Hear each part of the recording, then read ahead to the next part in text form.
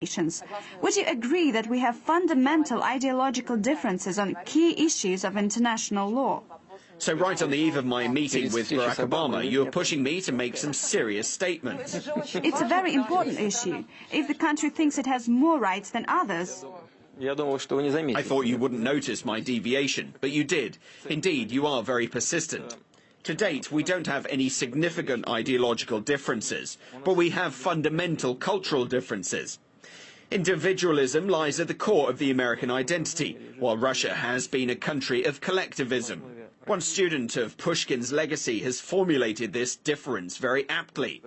Take Scarlett O'Hara from Gone with the Wind, for instance.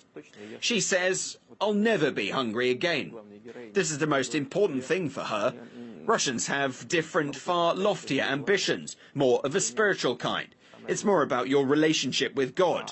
We have different visions of life. That's why it's very difficult to understand each other, but it's still possible. That's why there's international law to create a level playing field for everyone. The US is a very democratic state, there's no doubt about that, and it originally developed as a democratic state. When the first settlers set their foot on the continent, life forced them to forge a relationship and maintain a dialogue with each other to survive. That's why America was initially conceived as a fundamental democracy.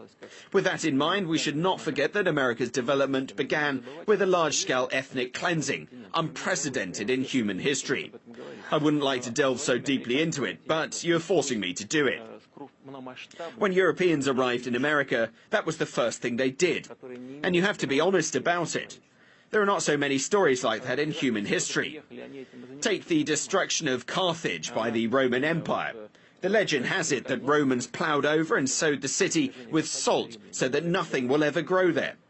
Europeans didn't use the salt because they used the land for agriculture, but they wiped out the indigenous population.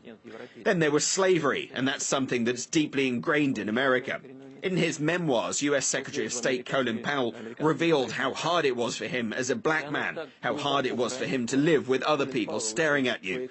It means this mentality has taken root in the hearts and minds of the people, and is likely to still be there.